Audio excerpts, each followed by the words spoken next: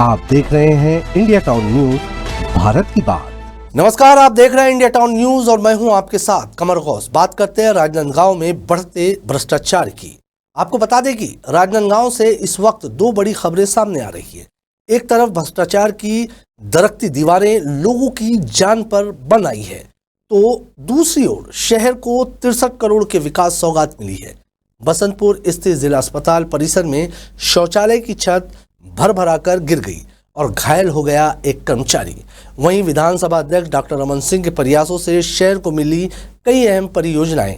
एक तरफ विकास की बात हो रही है, दूसरी तरफ सरकारी कार्यों में ठेकेदारों की मनमानी और प्रशासन की लापरवाही कई सवाल खड़े कर रहे हैं। आइए देखते हैं ये खास रिपोर्ट।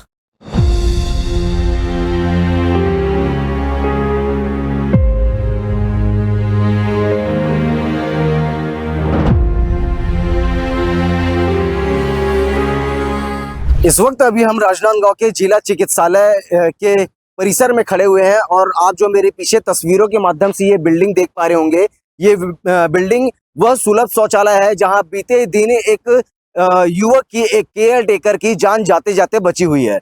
इस सुलभ शौचालय की हम पहले आपको जानकारी दे दें कि ये सुलभ शौचालय 2006 का निर्माणाधीन है, जो निर्माण में बना हुआ है 2006 से, और आज लगभग 19 से 20 साल हो चुके हैं इस बिल्डिंग को। बीते दिन इस बिल्डिंग से एक छत का जो हिस्सा है वो गिर जाता है और युवक की चंद सेकंड की हटने की वजह से जान बच जाती है। ये तो भली भांति होती है कि वो वहां से हट जाता है, इस वजह से उस केयरटेकर की जान बच जाती है। मगर सोचने का विषय तो ये है कि आखिरकार गुणवत्ताओं में जांच क्यों नहीं हो रही है और जो विभागीय स्तर पर काम होना चाहिए वो किस प्रकार से हो रहा है। इस विषय को लेकर के यहाँ के जो केयर टेकर है उनका क्या कुछ कहना रहता है और विभागीय कुछ लोगों के क्या कुछ इसमें बयान रहते हैं, सारी चीजें हम आपको अन्य तस्वीरों के माध्यम से दिखाएंगे। कैमरा पर्सन आकाश गंजीर के साथ India town news, Saurabh Tamrakar, Rajnandgaon. Rajnandgaon के बसंतपुर जिला अस्पताल में मंगलवार को एक बड़ा हादसा होते होते टल गया। शौचालय में बैठे केयरटेकर यशवंत चौधरी के ऊपर अचानक छत का प्लास्टर गिर गया। 55 वर्षीय चौधरी को कंधे और शरीर के अन्य हिस्सों में चोटें आई है। महज एक महीने पहले इस शौचालय की मरम्मत पर 8 लाख रुपए खर्च किए गए थे। नगर निगम ने मरम्मत का ठेका राजनांदगांव के ही एक ठेकेदार को दिया था, लेकिन काम की गुणवत्ता इतनी घटिया थी कि छत महज 30 दिनों में भर भराकर गिर पड़ी। 5:30 बजे की घटना है। हम सुलभ खोल के बैठे हुए थे 4:30 बजे से, वहीं योगा कर रहे थे। योगा कर रहे थे तो देखेंगे मैंने छत चरका हुआ, जो एक दिन पहले इंजीनियर और ठेकेदार को दिखाए हुए थे। ये कभी भी गिर सकता है मेरे शरीर पर, इसको कुछ रिपेयरिंग हो तो कीजिए। तो उन लोग बताए कि इसमें जो गैप है पुट्टी उट्टी भर दीजिए। मेरे पुट्टी उट्टी भरने से नहीं होगा, छत है किसी समय मेरे शरीर पर गिर सकता है, मैं मर सकता हूँ। लेकिन इन लोग अपना ध्यान इस पर नहीं दिए, उनको अनुभव का कमी कहिए, आज चाहे मरम्मत करे का अनुभव नहीं था। छत छिलैया करके ऊपर से रड दे करके उन्हें जैसे तैसे 10 गो रड में ढाल दिए। नीचे का पूरा सिला सरा हुआ था, उसको निकालना था, निकाले नहीं। तो बाद में वही जब तक एक पपड़ी मुझ पर तो क्या कहता है पुट्टी का गिरा कंधे पर, चोट लगा। जब तक हम रूम से निकल करके काउंटर के पास आते हैं तब तक रूम में भर भरा करके गिर गया। तो भगवान के शुक्रिया मनाते हैं जो मेरा जान बच गया, नहीं तो आज तो मेरा परिवार, मैं अपने ख़त्म हो जाता, मेरा परिवार सब खत्म, आज तो कहीं के नहीं रहता। लेकिन ठेकेदार और इंजीनियर की लापरवाही से मेरा जान चला जाता। शहर में 73 सार्वजनिक शौचालयों की मरम्मत के लिए केंद्र सरकार द्वारा स्वच्छ भारत मिशन 2.0 के तहत 5 करोड़ रुपए की राशि मंजूर की गई थी। 22 जगहों पर मरम्मत कार्य पूरा हो चुका है, लेकिन अब ये सवाल उठने लगा है कि क्या बाकी स्थानों पर भी इसी तरह का घटिया काम हुआ है।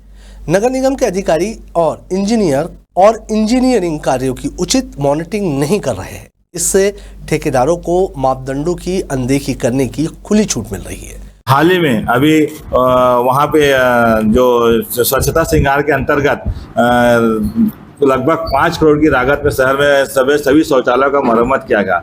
आज हाल ही में पुराने अस्पताल बसंतपुर के पास जो सुलभ है वो धड़धड़ा के गिर गई है, ऐसा जानकारी लगा है। तो ये एक प्रकार से पूरा भ्रष्टाचार खुलेआम हो रहा है, इस पर रोक होना चाहिए। इसके लिए हम सभी पार्षद साथी चाहते हैं कि कम से कम एक विशेष सम्मेलन बुलाएं और चर्चा में इसका होनी चाहिए। इसलिए हमने आज आयुक्त को ज्ञापन दिया है कि एक किसी विशेष सम्मेलन बुलाने के लिए अब वो अध्यक्ष और महापौर से बात करके तत्काल बुलाना चाहिए।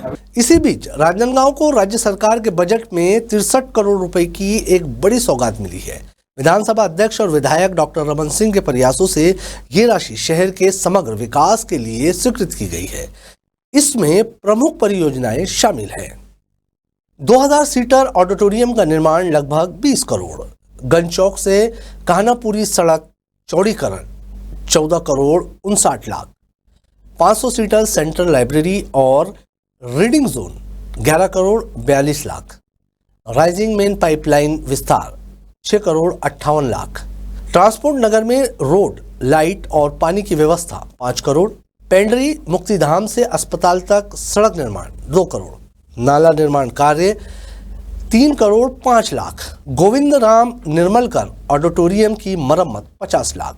अभी सीटीपीटी अंतर्गत एक शौचालय हमारा जो संचालित है उसके छत को गिरने की सूचना प्राप्त हुई है और इसमें परीक्षण कराया जा रहा है कि वो क्यों अभी गिरी है। हालांकि वो पुराना भवन था, फिर भी उसको संबंधित इंजीनियर को उसके जांच के निर्देश दिए गए हैं कि किन परिस्थितियों में यह घटना घटी।